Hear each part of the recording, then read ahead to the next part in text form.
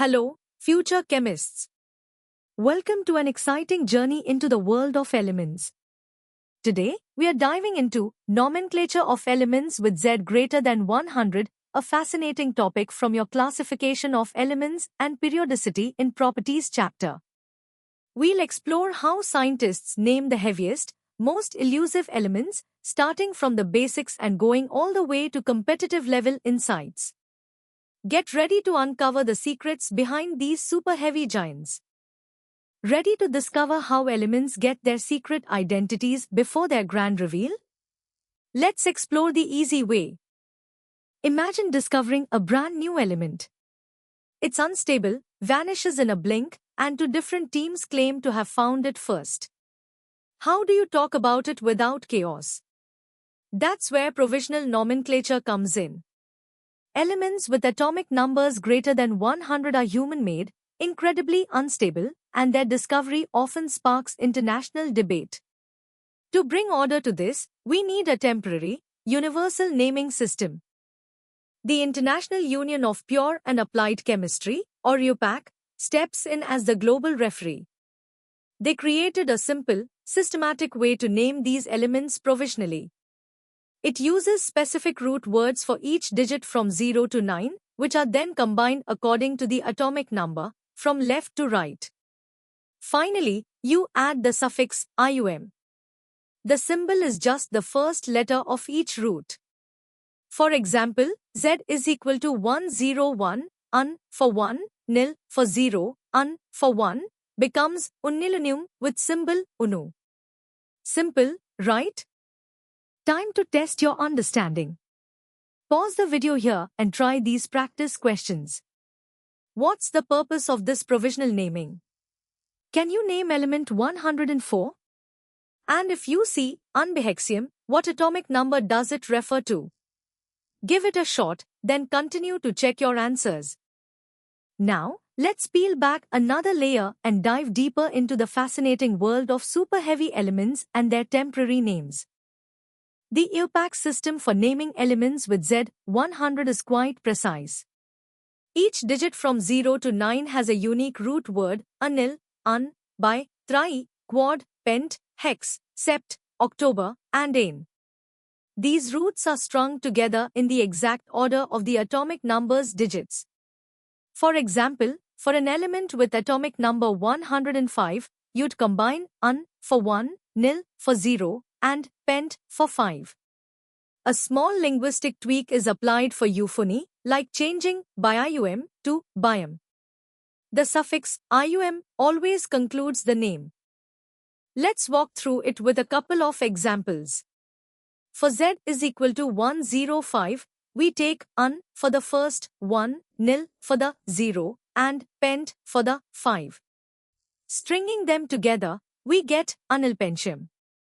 Its symbol is derived from the first letter of each root, U for un, N for nil, P for pent, giving us un. Similarly, for Z is equal to 110, we'd combine un, and nil to get ananilium with the symbol un. This systematic approach ensures that every newly discovered element has a unique, universally understood identifier. Why is this provisional system so important? Well, it provides a crucial, unambiguous way for scientists globally to discuss and research new elements while their discovery is being confirmed. Once the scientific community, led by IUPAC, agrees on the discovery, a permanent name and symbol are assigned. These permanent names often honor eminent scientists, geographical locations, or even mythological figures. For example, Unilquadium, which was the provisional name for Z is equal to 104, is now permanently known as Rutherfordium, with the symbol RF. This transition marks the official acceptance of the element into the periodic table. Alright, it's time to solidify your understanding with some medium-level questions. Can you name element 109 provisionally? What's the atomic number for uninceptium? Think about the significance of the IUM suffix and why IUPAC chose this systematic approach. And finally, challenge yourself to name element 118.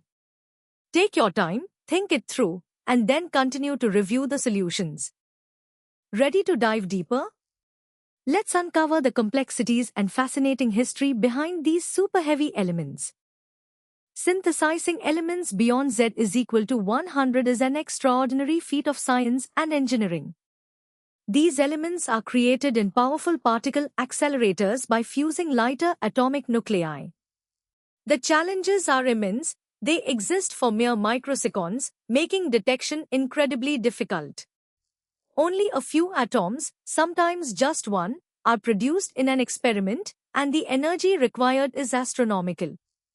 Scientists must meticulously track their decay chains to confirm their existence, which is a testament to the precision of modern experimental physics. Historically, the naming of these heavy elements was fraught with international disputes. Elements 104 and 105, for instance, sparked a heated debate between American and Soviet scientists, each proposing their own names. IUPAC stepped in as the arbiter, establishing rigorous criteria for discovery and a fair process for assigning permanent names. This led to the 1997 recommendations, which finally settled the disputes, giving us names like Rutherfordium and Dubnium. This highlights IUPAC's critical role in maintaining order and consensus in the global scientific community. The discovery of superheavy elements isn't just about adding new entries to the periodic table, it fundamentally challenges and expands our understanding of chemical periodicity. For these extremely heavy atoms, electrons move at relativistic speeds, causing their properties to deviate significantly from predictions based on lighter elements. This phenomenon, known as relativistic effects, can alter electron configurations and chemical behavior. Furthermore, the search for these elements is driven by the theoretical island of stability, which predicts that certain superheavy nuclei might have unexpectedly long half-lives, opening up new avenues for research into nuclear structure and new chemistry. Now, let's put your knowledge to the test with these hard-level questions. Think about the challenges of synthesizing these elements, the historical naming controversies, and the impact of relativistic effects. What's the island of stability, and how does it relate? Compare provisional and permanent names. Give these questions your best shot, then move on to check your answers and deepen your understanding. Alright, buckle up. We are about to tackle the most challenging aspects of superheavy element nomenclature and discovery. This is where competitive insights come into play. The synthesis of superheavy elements is a triumph of nuclear physics, primarily achieved through two sophisticated techniques, cold fusion and hot fusion. In cold fusion, heavy, stable targets like lead-208 are bombarded with medium-mass projectiles, producing compound nuclei with lower excitation energy and emitting only one neutron. This helps to maximize the retention of nucleons. Hot fusion, conversely, involves actinide targets like californium-249 and lighter, neutron-rich projectiles such as calcium-48. This creates highly excited compound nuclei that emit multiple neutrons. Identifying these fleeting atoms involves detecting their unique alpha decay chains, a meticulous process where each decay step provides evidence for the parent nucleus's identity. For elements with very high atomic numbers, relativistic quantum mechanics becomes indispensable. Inertial electrons, especially s electrons, move at speeds approaching light, leading to a relativistic increase in their mass.